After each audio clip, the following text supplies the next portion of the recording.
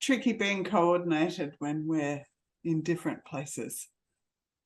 Welcome to OK Smartass. This is the show where we put technology under the microscope. In this episode, the Pentagon confirms there is no intelligent life on Earth. Did I say intelligent? I meant alien. Or did I?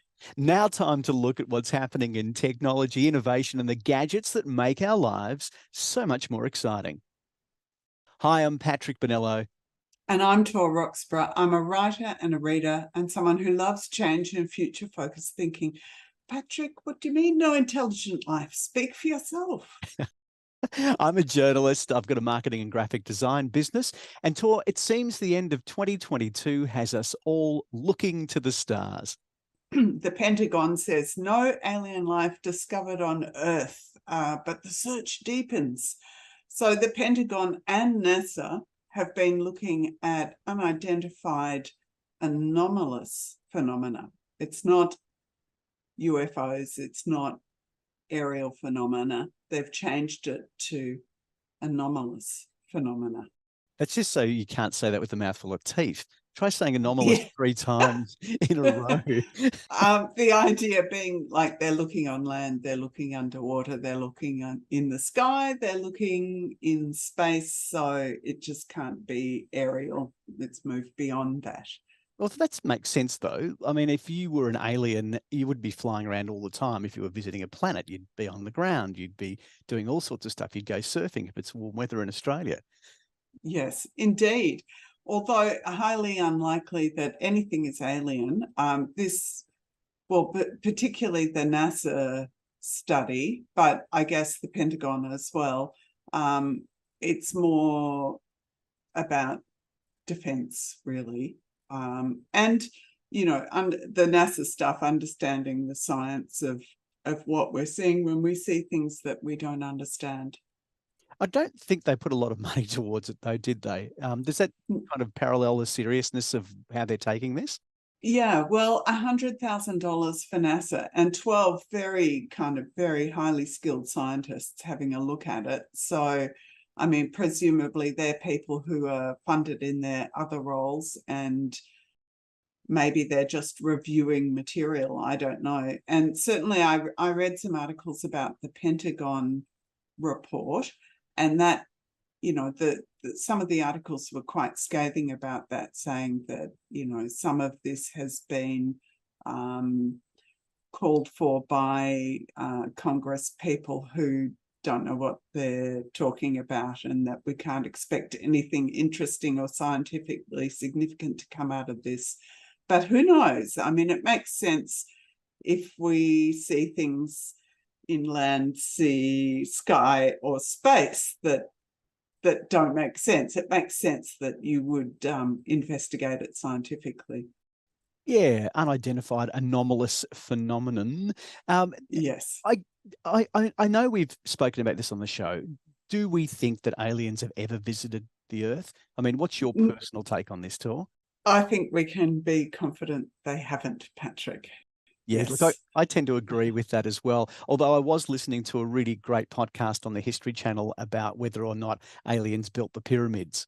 Oh, I think that might be a bit of trash you were listening to, Patrick. No, it's the History Channel. It's serious. Yes. No chance, I think. No chance at all. Look, I don't think so either. But can we talk about the Fermi Paradox at the moment? Because that's an interesting thing that came out of the 1950s. So 1960s, I think, wasn't it, Patrick? Oh, okay. Not sure. Right. I'm happy to go with that. Yeah. Well, it came out at some point and it wasn't recently. Yes, after a lunch, Fermi said, "Where is everyone?" Allegedly. Allegedly. Yes. So that's the quote. But basically the thought process behind it is, this place is big. I mean, so big. There are so many billions of galaxies and then billions of planets within those galaxies, the star systems and all that sort of stuff, that it stands to reason that life has to, because it's actually here, that it has to have started somewhere else as well. But the problem is the distance, isn't it? It's so far away. Yes. Well, several problems, really. Several suggestions about why we haven't heard from anyone. I mean, one idea is that life is rare, and that it's perhaps we're unique on a cosmic scale, although one thinks that sounds a bit like when we thought we were the center of everything, you know, and that the sun went around us instead of the It's all other about way us, around. Tor. It's all about us. Yeah, yeah. Or there's also the hypothesis that life is difficult and we wipe ourselves out. And then there's the zoo hypothesis that we're so primitive that everyone's out there, but they're keeping us sort of behind plexiglass, and we think we're alone. But there's a new paper written by Amri Wandel at the Hebrew University of Jerusalem, and he's talking about the distance and time problem, or space and time problem, I guess it is. And he's saying that, you know, we've been broadcasting for less than a century, and that our radio bubble is 200 light years wide, whereas the Milky Way, the entire Milky Way, is 100,000 light years wide. So our evidence of us and our broadcast signals have gone nowhere near as far as they need to potentially reach any other civilization. And it stands to reason that the opposite means that if anybody else is broadcasting, there's very little opportunity or chance that we'll be able to pick up that signal. It's interesting because the other thing that I read in an article was that the idea is that most people will be listening for alien life, not directly flying out and looking for it. So it means that basically we're just all listening, and that's pretty boring if we're all sitting around listening. So if there is another civilization, it's listening as well. It's a bit like being on a dating app and waiting for the other person to start the conversation, Tor. So basically no one in the galaxy is going to get laid. So yeah, we're wanting to date an alien, but no one's making the first move, you're saying? No, so we're going to have to work out a way to swipe right galactically. Yes. Although it could be a bad date. So maybe we're right to hesitate. Yeah. That's a good point. So it's a waiting game, and it's a very much a patience game, isn't it? Because the thing that's always going to be the critical factor is that it's so far away, and if we want to go anywhere, conventional thought about the idea of not being able to attain the speed of light means that it's just going to be impossibly hard to get anywhere. So we're going to be sitting on our haunches for quite a while until we can get to go on that date tour. Although maybe we are going to be uploaded into robot bodies. We did talk about that recently, I think, didn't we, Patrick? Yeah, we did. Yep. Instead of hibernating, we could be uploaded our consciousness. Yes, yes. Yes. But I guess if you then built, so for example, if you built a consciousness and a robot on Mars, and then one on Uranus and other planets, you just inhabit them at different times and then be able to explore that way. Yes. That'd be kind of cool, wouldn't it? Yeah. I still want to go to the moon. In fact, in testament to that, you may have noticed my background on our little Zoom chat, because we're not in the same studio together. I've got my Zoom, and I have got company, though. I brought Fritz with me, my dog, and he's sitting on my lap at the moment. So if you're watching this on YouTube, this is Fritz. Say hi, Fritz. Yeah. But and Patrick was so worried about getting COVID from me, he's gone into space. Yes, exactly. I'm sitting on the moon with the Earth in the background, so I couldn't get further enough away from you, could I, Tor? And I mean that in a loving, caring sort of way, by the way. It's been a big year, though, for space. And when we think about a lot of the stuff that we talk on the show about, it certainly features highly. And I guess the reason for that is that, there's a real interest globally and a resurge in interest. The recent Artemis mission, new space station. So there's so much that we've been talking about, what's going on. So I kind of think it's exciting that space is so front and center again. Yeah. Do you think it's just because it's really clear that we've got so many very grave problems with our climate on Earth? That we're trying to escape the planet? Oh, look, it's a good point, Tor. I guess, we talked about the blue marble in our last episode and looking back at the planet Earth, and it puts everything into perspective. And when we think of leaving the planet, I don't think from my perspective, it's not really about leaving the planet and trying to find somewhere else better. I think it gives us a perspective that is an interesting way to look back on the Earth and to realize how precious it is. Maybe. So the other thing I love that we're looking into space to do at the moment is the idea of generating solar power in solar arrays in space. That's kind of a sci-fi thing coming back to Earth, even though the idea has been around for a while. I believe in the 1970s, there was a science fiction story that considered the idea of light, or basically using sunlight that's forever present when it's hovering above the Earth, because there's no shadow and there's no day and night, and that you could potentially be using microwaves to beam the energy back down to a receiving station somewhere on the planet. Yeah, so they're talking about this again, and the UK, the US, the Chinese governments are all funding research, and the European Space Agency has a 3-year study named Solaris. So they're talking about, as you said, an array high up, I think above the satellite space station height, and then microwave beam to get the power back to Earth.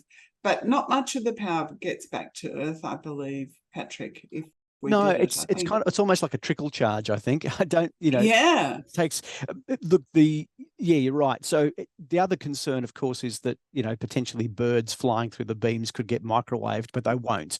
So it's quite safe for animals, because it is a direct line of sight technology. And they're calling them photovoltaic islands in the sky. I love that thought.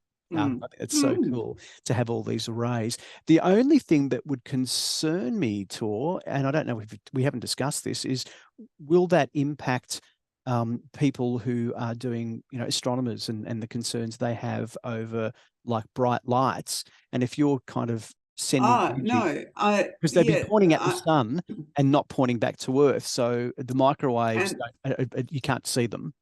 Apparently, because of the distance, it's going to be no brighter than the space station. Okay, well, that's what I read. Yep. Yeah. Although you imagine that a whole lot of people who are already worried about curious things like 5G towers and and Bill Gates, etc., this is really going to spin them out. Well, this is only this. One imagines. Yeah, it's only the power, 3% of the power of a microwave oven. It's bugger all. I know, but I know people who are frightened of microwave ovens. Oh, no, really? Yeah. So, I think it'll just be the next thing on the list if it happens. I mean, it's only a study at this stage, but another source of infinite power sounds good. One of the quotes in the article, though, was as long as just 10% of the power that actually hits the panels is delivered to the grid, then it can be economically viable, according to the study. Yeah. That's actually pretty good. Yeah. Yeah, indeed. And space again, China is getting very active with their space programs, aren't they? They really are becoming a space superpower when we think that this has been a big year for the Chinese. They've got a permanently manned space station in space now, which is kind of, I guess a space station would be in space, wouldn't it? A space station in orbit, maybe we put it that way. That's kind of exciting, though, and it's a big thing for them. They want to become the main aerospace powers by 2030. This is something that China is, determined to do.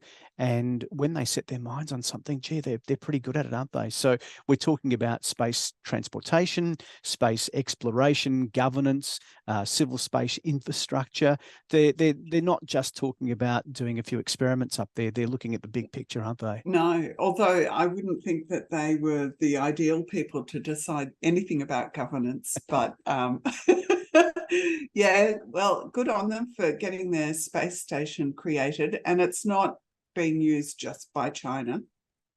It is, I mean, one of the articles we read was clearly propaganda.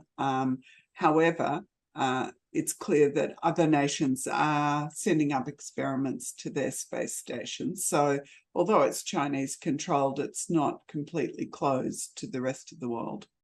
Absolutely. And I think that's an important thing. And also we spoke about this, that historically independent nations have built their own space stations. So there Yeah. was the original kind of the Mir space station, which was the Russian one, and then there was Skylab, which was the American space station. I've got a kind of a funny story about that tour, and I don't know if I've ever told you this. I'm not sure if I certainly haven't said it on air, but when I was working in radio, there was a really landmark situation when one of the shuttles flew up to the Mir space station, and it was going to dock with the Mir space station. And at the time, I was doing weekend news, and the person who I was doing news with, so I was on Fox FM, and the other person was on Triple M. And the journalist that was doing the Triple M news was a bit lazy. They'd been demoted to working weekends with me. And so they decided, a low point in someone's career. it was a low. See, I was on my way up and they were on their way down. So I was climbing up the journalistic kind of ladder, and they were sliding down unceremoniously and ended up on their rear end next to me. And so they weren't really keen to do any work. And at the time, the way that we played interviews was we had them on what was called a cart. Now, a cart was like a cassette tape with an endless loop of tape in it. And so when you played an audio grab, the device was able to fast forward to the start, but you played it through and then it rewound or fast forwarded automatically, and it would be ready to start again, which was really cool. But because this person wasn't actually helping at all, I was doing all the work and recording the audio, and I had this really lovely grab from NASA explaining what was going to happen. And so it went along the lines of, you know, that the crew will be docking with the Mir space station. They'll extend the umbilical, and then the crew will make their way through the umbilical to the Mir and share a joint meal.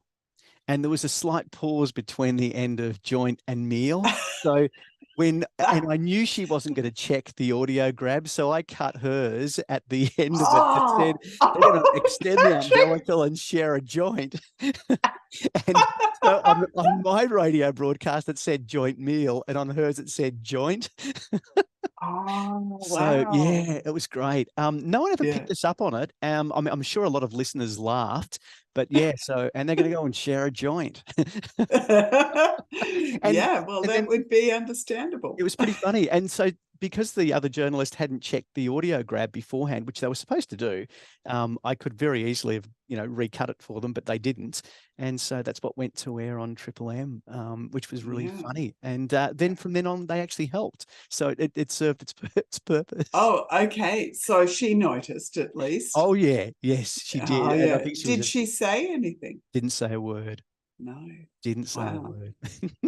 Mm. That was pretty. So the pretty mean, wasn't it? Chinese space station is called Tiangong, which means heavenly palace. Isn't that lovely? I love Yeah, that. that is lovely. Cool. Yeah. Yeah. I used to know what Mir meant, and I can't remember now. You could Google it. I'm just Googling it as we speak. Yeah. Mir. Let's see. Oh, peace or world. The Russian Okay. language, the word Mir, has two different meanings, so it can translate as peace or world. That's kind of I think interesting. I like heavenly palace more. Oh, look, Heavenly Palace is pretty cool, isn't it? Yeah, it's very poetic. It is very, very poetic. But I also like the sentiment behind the Mir naming as well. Yeah. We just went for Skylab. Well, the Americans went for Skylab, but then fell on Australia. So there is a connection there.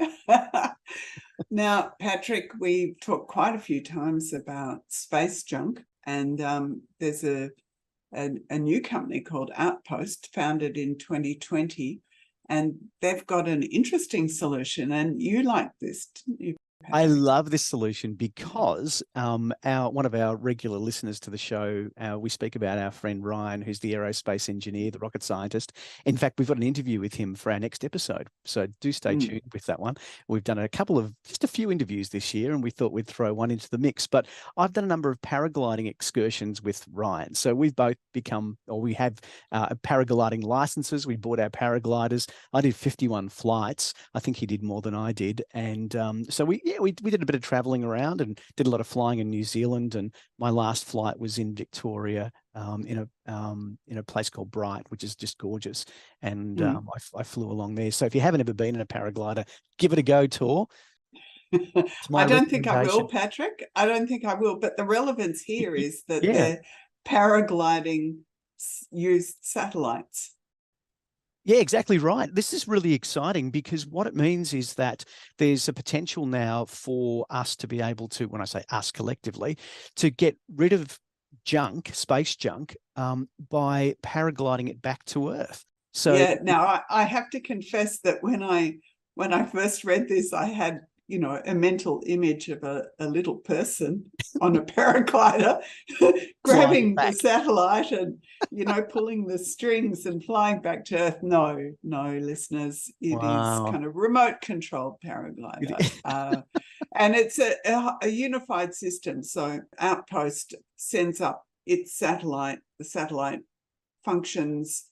Then when it gets to the end of its life, it's got the paragliding equipment already in it, and then down it goes. But this is not the only bit of junk they're interested in. It's not just satellites, is it, Patrick? They've been talking about a way to get used equipment off the International Space Station. Yeah, there's a lot of crap up there. In fact, it's getting pretty crowded on board with all the experiments. And once they're done, the problem is, what do you do with them? You don't just throw them into an airlock and push them out, because potentially that could become deadly More space junk. debris, more junk. So yeah, the Yeah. idea is that potentially they could attach paragliders to them and glide them back to Earth, which would be really interesting because it also means you're able to then look at the whatever the item is, and that could be a really good subject for further research into the effects of being in space, or micrometeorites, all sorts of things. So it's kind of interesting that it does have multiple, aside from just cleaning up what's floating around in space, and being able to maybe potentially either reuse or study further these items that have been floating around. Yeah, and that currently they do take cargo off the space station when when the shuttle goes up and down. But for smaller amounts of stuff, this ferry system would work really well. And ironically, the person who started this company also created the first 3D printer that went up to the International Space Station and is still there clogging up their cargo space. So he might get to bring his own bit of junk down. You know what I thought was really interesting about these paragliders as well is that they can do precision landings in their test flights. They've landed within 5 meters, or basically 16 feet of the target. That's pretty darn good. I don't think I It was ever is. within 5 meters of my target when I landed. Yeah, well, maybe they'll one day have a person system with a spacesuit, and you can be, Oh, that'd be great. How cool would rocketed that be? up and paraglided down. Wow, that'd Well, be so cool. yeah. The first place I ever actually leaped off a cliff was called Taylor's Mistake. It's Oh, it's an ominous name, isn't it? someone else had tried it before. No, it was a sea captain who pulled into the wrong inlet, and so he was Oh, evidently Mr. okay. Taylor made a mistake, and so they called it Yeah. Taylor's Mistake. But no, it was a very ominous first flight for me when I leaped off, having to dodge sheep poo, because there were a lot of sheep in the way when we were launching at our spot in New Zealand. Because I think in New Zealand the sheep outnumber the population by many Ah, fold. well, probably here as well. Yeah, you're probably right Patrick, too. back to Earth. You might be able to pick up on eBay a military device that has a chip in it that's got all sorts of biometric data. This is a staggering story that I saw on Engadget. It was an article that basically said that there's been a lot of irresponsible handling of some of the high-risk technology that came out of Afghanistan. So there was biometric readers that will, basically have memory cards built into them. So when we talk about biometrics, we're talking about maybe scanning a retina, fingerprints, that sort of stuff is biometrics. So something that's unique to the individual. And it's staggering that and this was a New York Times article as well, that basically said that a lot of the people that assisted combatants, like, American forces in both Afghanistan and Iraq, were recorded or verified using biometric data and these biometric reading devices. But the problem is that a team of German researchers have found that they didn't wipe the data from these biometric Yeah. before they put them up on eBay for sale. So it wasn't clear to me whether the equipment had been left behind and then it was being sold by the Taliban and people like that. I think some of it wasn't it? Oh no, I thought that what happens is that they, we used to have a place in Australia called Aussie Disposals, and so when Yeah. the military gets rid of items, they then can put them up for auction or get rid of them that way. So I don't think they just were left there. I think it was more a case that they were, they were basically decommissioned and then sold off.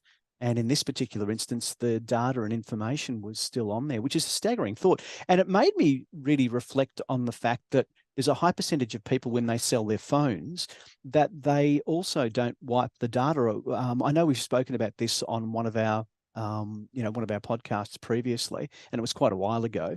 But the reality of it is when people get rid of their phones, and let's face it, lots of us do, well, except for you and me who store them in drawers and just keep holding on to them.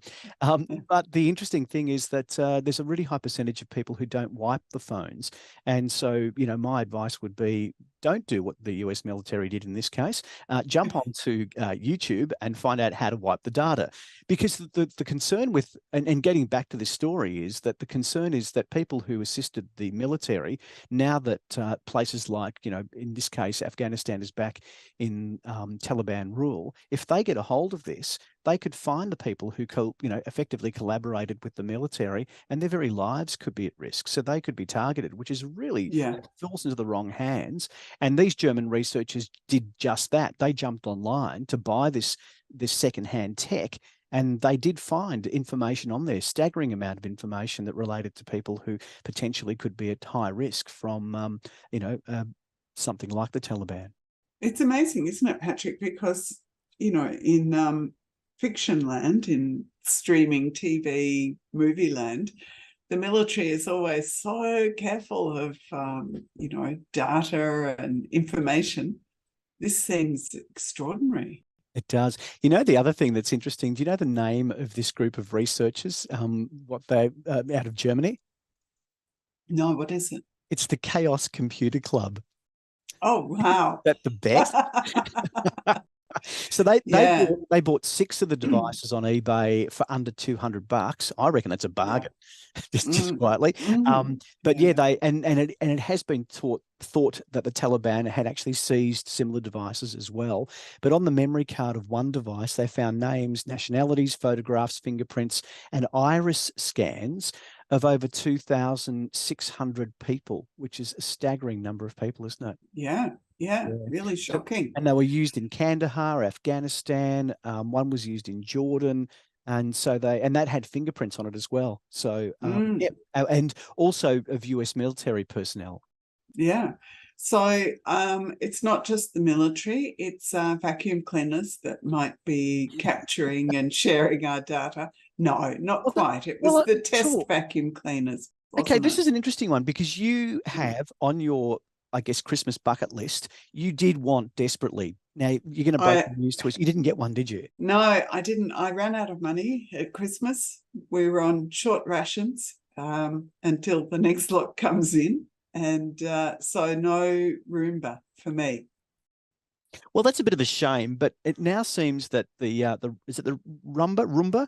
The Roomba, I should say. I keep calling it the Roomba. That's the dance, isn't it? That's the dance. It's the Roomba. So the iRobot Roomba is pretty popular, and in fact, it's one of the most popular. And we know that it's recently the company went up for sale. Amazon's buying it, but a number of units that were used for test were then sold to their staff. And I believe there was a disclaimer that basically said to them that, they had to sign a disclaimer to be able to get the device at a discount price. And now it seems that some of them were taking photographs of people and it was being saved. Okay, so I understood a little bit differently. I thought that these photographs were taken during the testing period, and that the reason they were being captured and stored and shared between staff members, perhaps on the wrong platforms, was that the humans had to label the photos for the machine learning system to begin to understand what's a wall, what's a pot plant, what's a person, I shouldn't run into people. Yeah.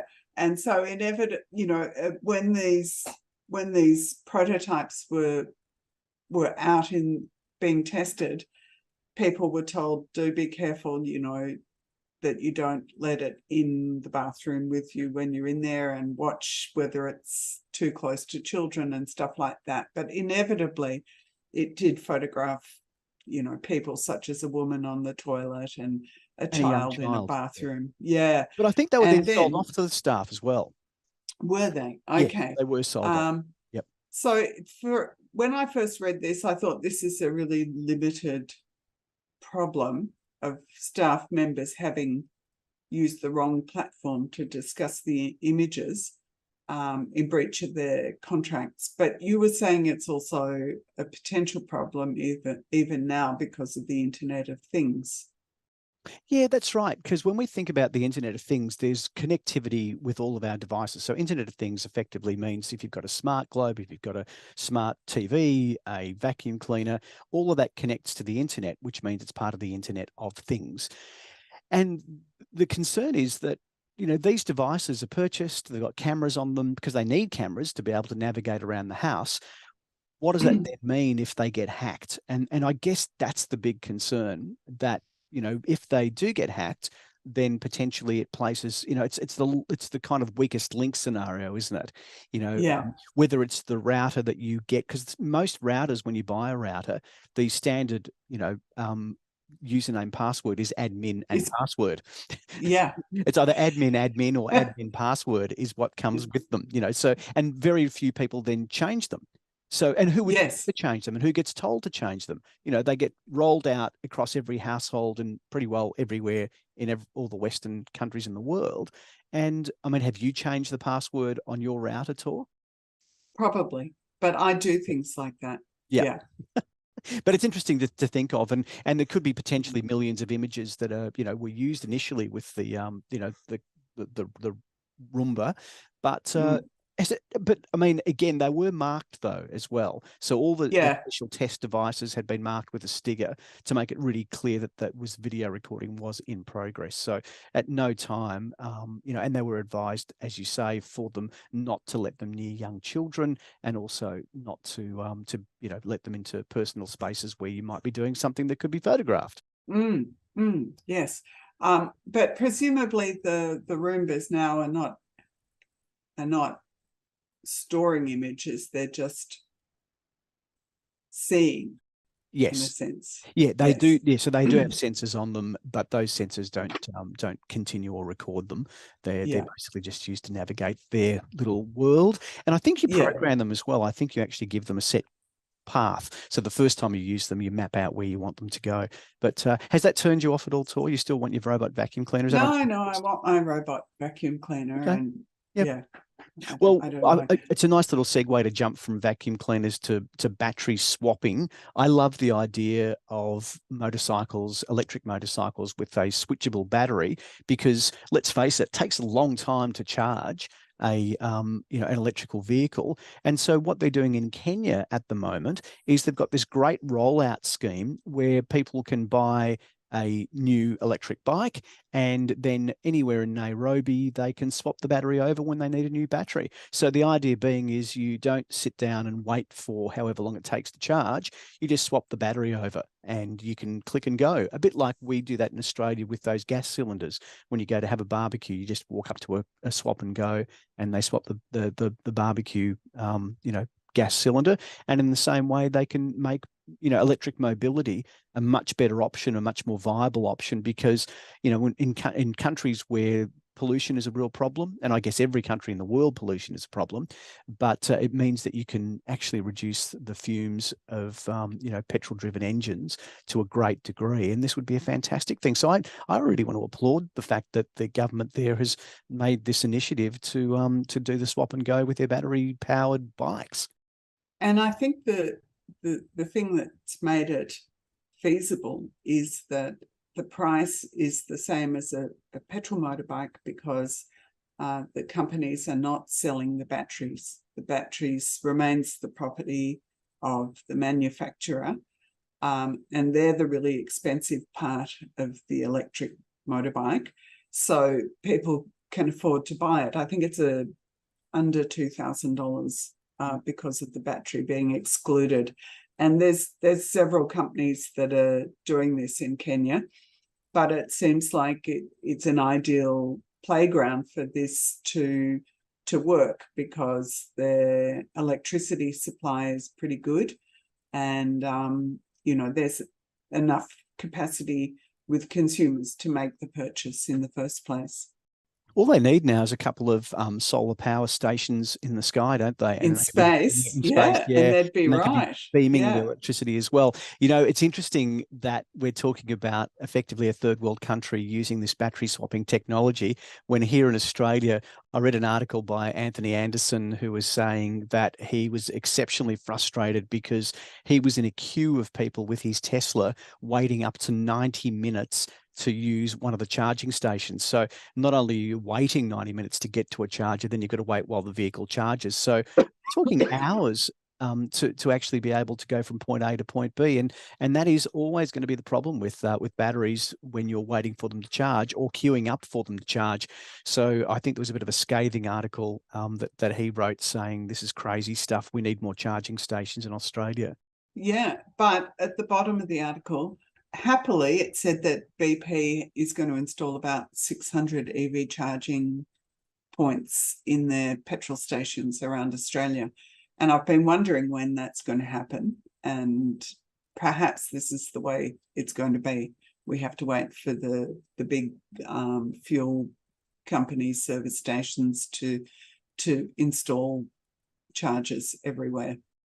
It makes perfect sense, because if people are going to be sitting around waiting for 20 minutes, even for a small charge, they're going to go in and buy something. They're going to go to the shop, they're going to sit around and use the cafe. So it makes perfect sense that, putting in a charging station. And we've seen the irony of all this is that, Tor, I know you led a local campaign in our small town to try to get a charging station, because within the direct epicenter of where we live, we're the centre of our shire. And as far as I know, there are no charging stations within our shire, are there? There are none.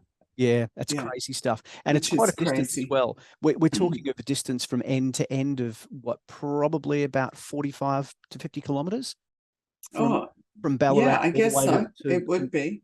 Yeah, that's a long distance, isn't it? When you think about the fact that how many petrol stations are there in that same space? Lots. Yeah. Lots and lots and lots of petrol stations. So lots of fuel stations, but no electric charging stations, which seems to be just bizarre when there is such a big uptake on all of these electric vehicles as well. So it's the chicken or the egg stuff. And at this point, I don't know who's losing out, the chicken or the egg, but one of them is. I'm sure that the reason is that if you adopt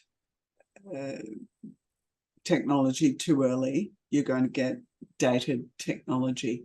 You have to jump in at exactly the right time. If it's a big capital investment, and the service stations, obviously, they've been waiting for the right moment, and perhaps it's now.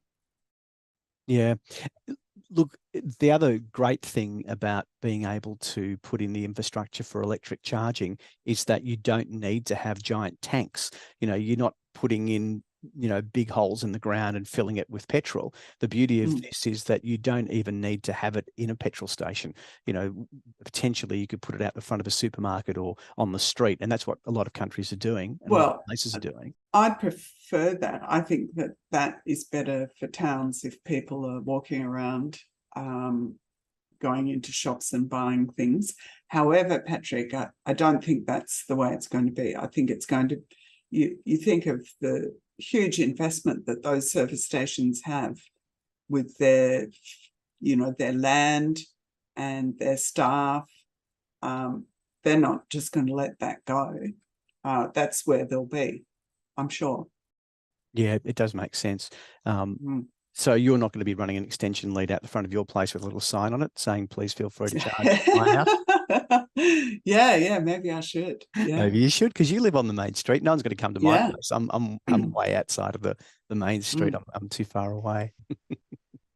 Hey, switching from, I guess, tech to the mind, I've always find these stories really interesting. And so basically neuroscientists working on what they're calling a mood decoder that can measure depression, which is Yeah, so yeah.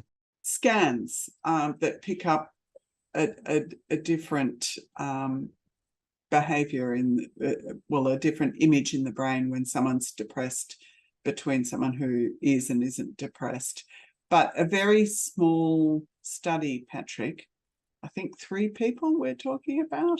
Yeah, so this was a study reported on by The Verge, I saw, and it was via MIT's Technology Review. So that was being re-reported.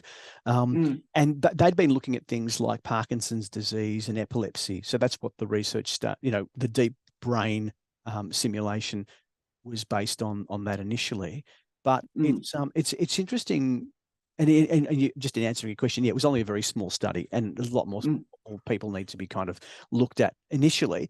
But a mood decoder, I don't know. How do you feel about your mood being detected? Because in China, remember they had the idea of a face detection technology, so that if you looked grumpy when you got up to work, that you wouldn't be let in. Yes, indeed. And look, when these sorts of developments are in the medical area, and they're looking at helping people who've got chronic health problems. So here, looking at where in the brain you should put an electrode for deep brain stimulation that would actually work because it's in the right place and it might alleviate depression. That's great. But when you see things used for control of, big populations, then obviously that's the really dark and horrible side. Yeah, you're right.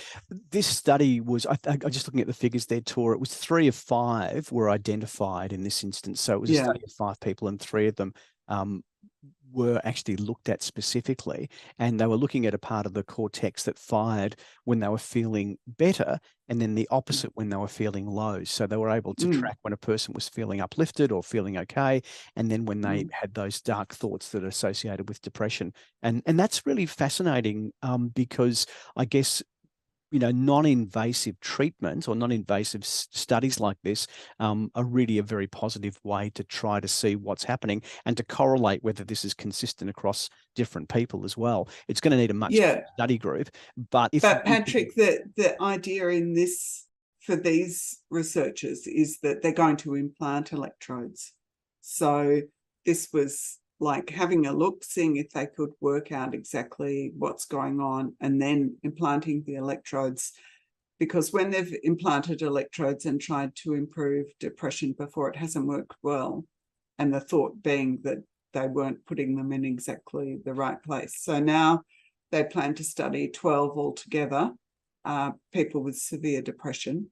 And, that's the kind of the narrow focus of this study.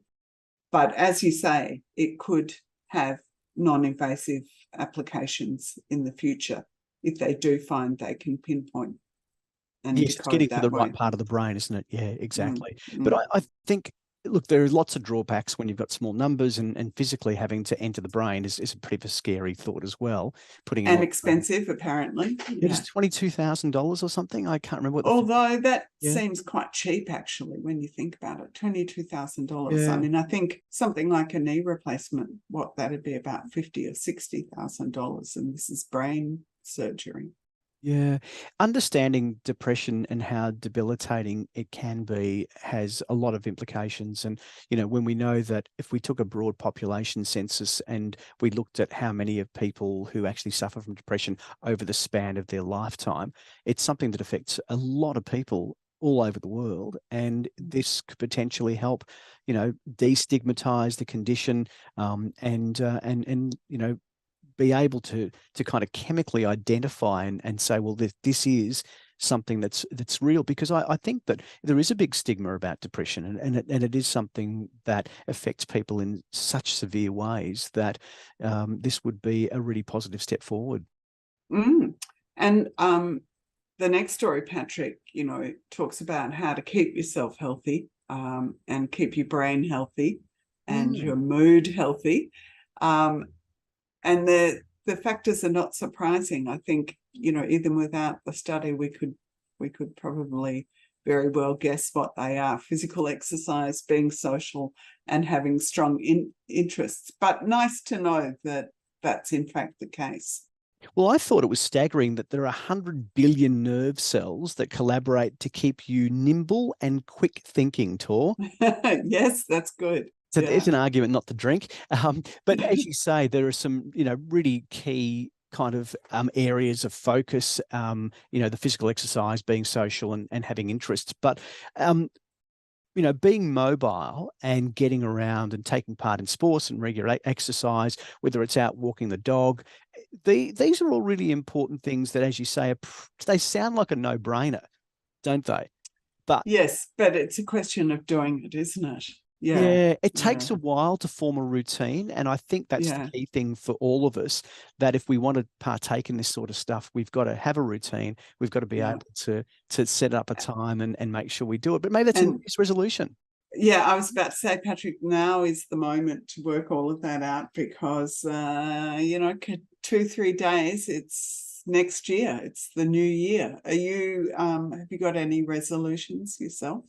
No, look, I don't normally do New Year's resolutions. I guess I'd like to say to try to eat healthier. I'm pretty good, and to get back to the gym more consistently if I plucked 2 things. So it's all health related. What about you? Yeah, I think some new experiences would Paragliding? be good. Not necessarily adventurous experiences, just like out in the world stuff. I spend a lot of time in my office. In my house. I think it would be good to go to Melbourne a bit more and maybe go see a film like you did recently. Look, can I plug this? Because I'm so taken away. If you're going to go see the new Avatar film, then go see it at IMAX in 3D or see it in a cinema in 3D. It was mind-blowing. And I went with some friends. One of our friends of our podcast, of course, is Craig Harper, because we do a lot of stuff on his podcast, the U Project. And I also met up with my nephew, who had already seen it, and then went and saw it again, and blew him away, having seen it in 3D for the second time. Oh, great. Well, more of that for me. And I'm a bit jealous that I said no, but I have got COVID, so I don't think you'd want me there. Well, you've been listening to OK Smartass, the last one for the year, the podcast brought to you by a nerd and a smartass. I'm Patrick Bonello. You can contact us by visiting our website at oksmartass.com or email nerds@oksmartass.com. I'm Tor Roxburgh. If you like getting suggestions for books, podcasts, and viewing, you can find my newsletter via my Facebook and Instagram profiles. We'll see you again, not the next episode, because the next episode we're having a lovely interview with Ryan, and Patrick's doing the tennis and I'm going on a writer's retreat. But if you'd like to help the show, we'll be back again the following episode. And please do tell a friend, share a post online, or take the next step and support us via Patreon. Just go to patreon.com/OKSmartass to sign up. Well, you actually will hear us because we're doing the interview, but we're really excited that we get to speak to our good mate Ryan. So thanks to our Patreon supporters and our listeners who get in touch. If you like what we do, make sure to hit the subscribe button and make sure you share it with your friends. And we're looking forward to seeing you all in the new year.